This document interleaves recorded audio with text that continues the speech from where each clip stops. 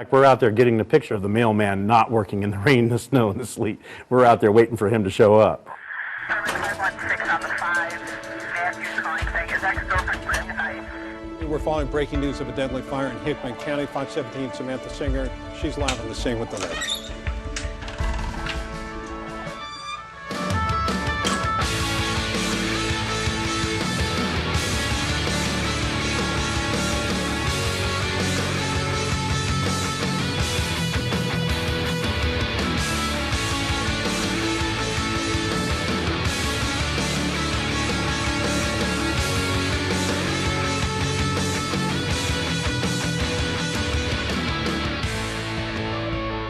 TV news never rests. 24 hours a day, 7 days a week, someone in the newsroom is reading, watching, and listening for the next breaking news story. And the eyes behind the lens play one of the biggest roles bringing that news to you. Good evening, I'm Erica Curry. For the next 30 minutes, Fox 17 photographers share behind-the-scenes stories from their perspectives of the sights and sounds of what they experience behind the camera. And through news stories this past year, they show you what goes into the work they're doing on a daily basis. Television revolves on two axes, pictures and sound. Who's in charge of both of those? Photographer. It's part of our job and our responsibility is to show the public different parts of the community that you don't normally get to see and be affiliated with. My job is a hot dog maintenance engineer. I think it's a very important position because we have to communicate what other people are going through, you know, telling their story, their life, and bringing life to a story. And I think the pictures, the sound. I mean, it really, in a story, will take the viewer there. More so than anything else, it really will bring the viewer into a story, which is what you want. You want the person watching your story to get engrossed to the point where they feel like they're there. The combination of that, along with good writing from our reporters, really puts it together and really informs our community as what's going on, who's affected, and what things can be done to change things. It's terrible that you have to cover a lot of tragic stories, and once in a while, you know, they'll involve a small child. Before, it touched me, but now, after having a child, you think about everything differently. You put your child in that perspective, and you can really relate more to these people. I've always viewed the storytelling enterprise as a partnership. Works better that way. Two heads better than one. We have to communicate with each other constantly what's going on. And everybody has to be on the same page so that we deliver a piece that is complete. I think people deserve that when they tune into our station, when they watch our news. They deserve to be informed, sometimes entertained, but they should always be able to say that we did a fair job with their story. We just normally don't appreciate how blessed we are, you know what? And this is a job where I'm not stuck in an office, I'm not in a cubicle, I'm out on my feet every day doing something different. No 2 days are the same. You're definitely going into situations that most people will never go into. Thunderstorms are headed your direction. You're going full speed into a severe storm or an ice storm, or you're driving on roads that are completely covered in ice. There's days I don't want to be out in the weather, but at the same time I wouldn't trade it to sit in the same desk, the same computer, doing the same thing day after day. No story is ever alike, and no photojournalist tells the same story twice. Nashville's most talented photographers are right here at Fox 17 and are always finding different ways to bring a story to you. Like Ian Bailey, who won the most recent Regional National Press Photographers Association Award for his story, Project 615, recognizing achievements in videography and sound. My favorite part of the job is the videography and getting the control, the creative control of the video, and you're showing the only glimpse that the public gets to see into whatever story you're doing is what you decide they get to see, and there's a lot of power with that, but responsibility with that as well. Every day is completely different. You have a clean slate, you come in and you're going to a different part of your local community, you're telling a story, you're getting different video. And it's just, you get to do and see a lot of things that the average person doesn't get to do or see on a daily basis. Project 615, it's a really cool story. It's got kind of two parts. The first part is about a clothing line. They make t-shirts, screen print, which is kind of unique in itself. And the money, the proceeds that they make, go to a homeless shelter. It's a softball, a shirt. Work a lot of hours. Tennessee flag, everybody loves that. I feel like I'm at the right place at the right time. These are probably one of our best-selling products that we have. All of our shirts have kind of like a retro feel to it. We've been doing this for about 4 years.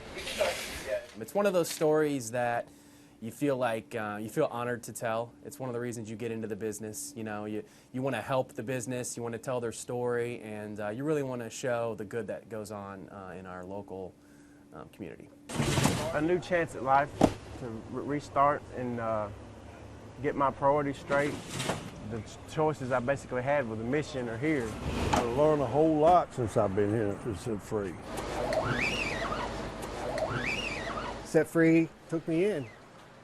And these guys are giving me a job, and I'm starting to get on my feet, and it's a blessing. I feel like every day, the stories are going to be one of two things. I feel like there's the stories that you have to tell.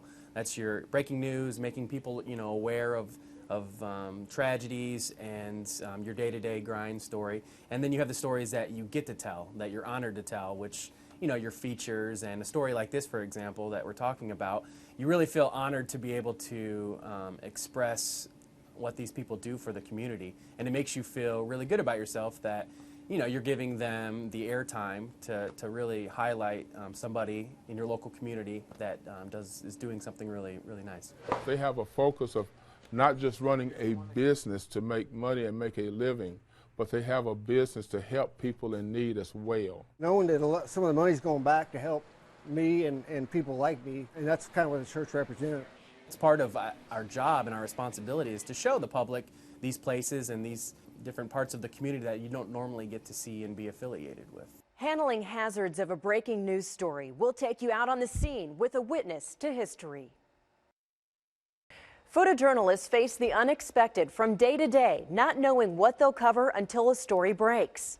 So we've arrived at the scene of the accident. I think that the job is really important. When we go on breaking news stories, it's important that we get out to the public what's going on. And now our job is to stay safe and try to get some info for you guys. Normally people are trying to be safe and get away, and we're the ones that it's our job to make the public aware. We've had some kind of a large explosion. We're all here working, doing our job so that there's a product to put on the air so that people can get their information and find out what's going on. This is what it looks like when you come to a breaking news scene. I mean, it's definitely a service to the local community, and it's a big responsibility to do that. I know a couple years ago there was a big explosion at Opryland Hotel, and fortunately no one was hurt, but a lot of people at the time thought it was terrorists. We had to get there and get the information to calm people down and say, hey, this isn't terrorist. It was just a gas explosion and no one was injured. Do you know if anyone's hurt? Accuracy to me is most important. I mean, I think if we give out one bit of wrong information, we've ruined the entire piece that we've worked on. It's instantaneous. You get to a story, you take pictures, and as soon as you take pictures, you tweet those pictures out. It never stops. I mean, somebody's got to be out there for whatever. Live from Madison. A gas leak somewhere that an accident, you need to avoid the area. We're tweeting out immediately. It's no longer get video and get back to the station. We can take video on our iPhones and send it out, and we're alerting people what's going on the moment we get to a story. It's constant. I mean, today alone, I've put in a 10-hour day, and I'm back here for this, and got to come back and work another shift tonight. I mean, that's part of the love. It's part of the passion. I think that shows in everybody that's here. From weather to politics, red carpets, and medical stories, hope, inspiration, and perseverance are found in the most unexpected places. Fox 17 News photographer Ryan Brooker shows us how he was moved during his coverage of a young cancer survivor. I love photography. I've loved it from a young age. When I was little, my parents had a video camera, and I was the one that always took it over and got to be the videographer of the family during the holidays and stuff like that. So I've always wanted to be a photographer, and I went to college for it, and here I am. My favorite one for the past year was probably a St. Jude Dream Home piece. We do Fox 17 partners with St. Jude, and we give away a dream home every year. And we do stories, and this year's dream home was in honor of a child named Evan, who is a child that actually has beaten cancer so far. Life was nothing but good for Evan here in the States for 8 years. Until he started having some strange health symptoms. The kid who loves basketball, golf, and tennis suddenly couldn't walk. After that, it went to his hip, and it got to the point that he couldn't walk. He went to school on a walker, which was not very fun for him. Evan had cancer, non-Hodgkin's lymphoma, incredibly rare for a child. My hip had, I just had really bad hip pain, and my jaws wouldn't open, and I couldn't eat, and I couldn't walk. I just felt really awful, like I was paralyzed. I made the comment that I wish I could take the pain from him, and he said, you couldn't handle the pain. Stories involving children are very emotional for me, and they're hard to do. I have a child of my own, and seeing children go through cancer, it's always tough.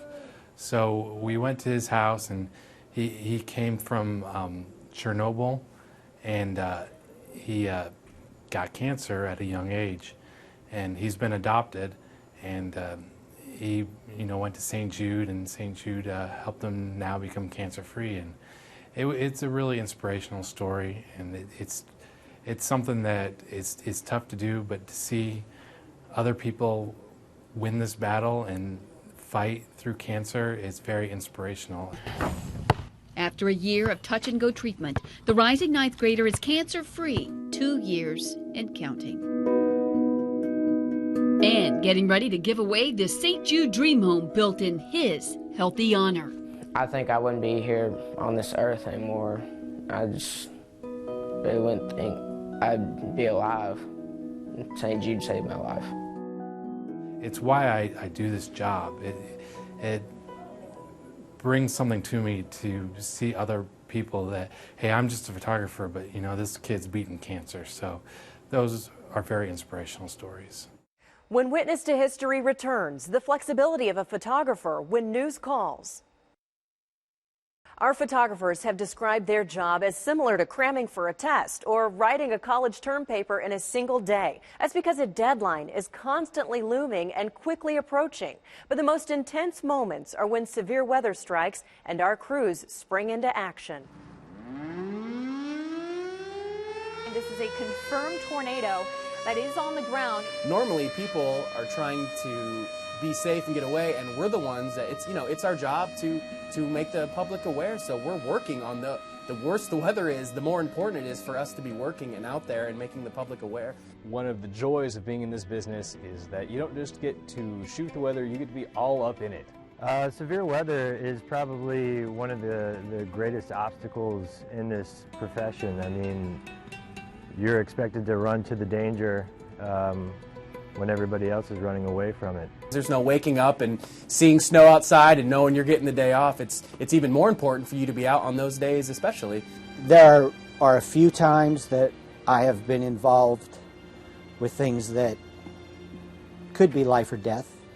Worked in New Orleans, and there was some hurricanes that came through. Covered tornadoes, covered polar vortexes. You're going full speed into a severe storm or an ice storm, or you're driving on roads that are completely covered in ice. I mean, it's definitely a service to the local community, and it's a big responsibility to do that. These storms moving anywhere between 45 to 55 miles per hour. Usually we are the ones people are turning to find out what the weather is, the severity of it, whether or not it's safe to go outside. And someone's got to be the one to go out there and see it firsthand, take it all in. There's no really greater responsibility than documenting history as it's happening, and being the eyes and ears of the public and informing the public. There's really no greater responsibility. For most news photographers, not knowing what to expect from day to day keeps them coming back for more. They admit they thrive on the excitement, urgency, and the variety of the business. Photojournalist James Egbert shares with us what it's like to be a barista.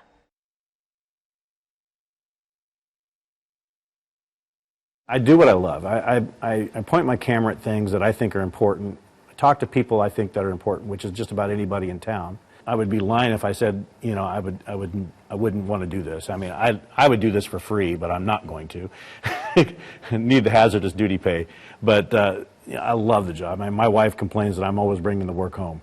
And one of the stories that really stood out to me was one that I did on a coffee shop. We kind of did a day in the life behind the scenes of being a barista, and it was kind of a neat little adventure. If you've never had a good cup of coffee prepared by an expert barista, put it on your list of things to do. Barista Parlor in East Nashville and Golden Sound in the Gulch are perfecting the pour, one latte at a time. It's the people, the coffee, the food, all the things that they're getting right. I look for what interests me in the story. I mean, what about the scene that I'm at? Who am I talking to? What interests me personally about a story? Why do I care at that point? And then I take it from that point and inject that, a part of myself as that goes, into the story by being a storyteller. So we've got 3 steps. Yes. Grind.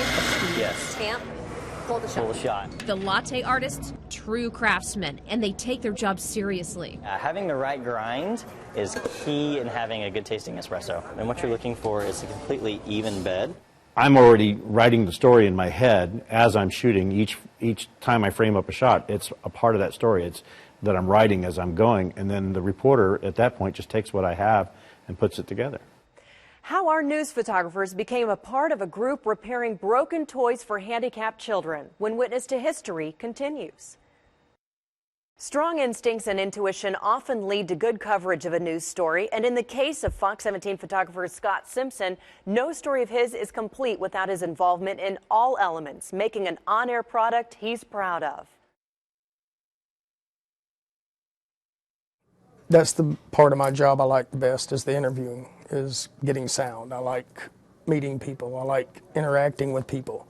The best part of this job is, the best part for me is the people I meet on a daily basis. Sometimes we meet people we never want to see again. A lot of times I meet people that are friends. On paper, it doesn't look like the most challenging thing to do, the most interesting story, but 2 minutes after walking in the door, seeing the people, how many of them they were, what they were doing, by talking to the lady that ran it, finding out what they were doing with these toys for Christmas for the handicapped kids whose parents brought them in to be refurbished by this organization to make them more accessible to the kids whose handicaps made them less mobile. Placement of this is going to be very important. Some might call them Santa's local elves. But these volunteers are taking toys straight from the shelves and putting a very special touch or switch on them for kids with special needs. We have just a variety of different types of switches that we're going to use to plug into the adapted toys. It was a story where just capturing them doing this act of charity, I was able to make something in my own way that I felt like my contribution to their charity. Not so much refurbishing the toys, but telling their story and showing what they do and hopefully bringing more business to them to do this next year and to help more kids and help more parents. Parents bring in their own toys to TAC, who installs switches that are easy for the child to use and gives them independence. If they can't use the regular toys, they end up having to sit and watch their peers play. When they're adapted, this gives them a chance to not only learn cause and effect and have that skill for future tasks, but it gives them an actual chance to interact with their peers. When you find a good story like that, you have to find a way to make it feel like you're making a contribution to somebody. You know, a lot of events, I like covering breast cancer awareness events, 5Ks and stuff. I lost my mom to breast cancer, and that kind of makes me feel like I'm giving back in some way. I don't run marathons, I don't do 5Ks, but if I can tell a good story through somebody else's words and my eyes, I get to make a contribution in some way. And that's what I like about this business. As a witness to history, our photographers catch a first-hand glimpse of the things that shape the world around us. And now we leave you with a word from those usually behind the camera who you've come to know. In my mind, photographers couldn't be any more important part of the process. They're more important than me. The best part for me is the people I meet on a daily basis. Sometimes we meet people we never want to see again. A lot of times I meet people that are friends. I would be lying if I said, you know, I wouldn't want to do this. I mean, I would do this for free. You're a photographer, you're an audio technician, you're a truck engineer. I think it's important that when someone has a story to share, that we let people know what their story is. And we advocate for people, and we try to help people. You're the navigator, you're the driver. If your reporter's having a really hard time and they're lost, you are counselor, scribe, priest, father, brother figure. I think just every day that it's a good goal to be better than the day before. And in this day and age, with technology getting better and young kids coming up and getting better, it's your job to make yourself a better photographer in all ways, shapes, and form, because, you know, I feel like if you think you're at the top and you're the best, there's somebody there ready to pass you. You're the guy that refocuses the young reporter and says, well, let's think about what this is really about, how we're going to tell this story, and, you know, how we're going to do this thing if they become overwhelmed. You're the voice of reason. And if I can tell a good story through somebody else's words and my eyes, I get to make a contribution in some way. And that's what I like about this business.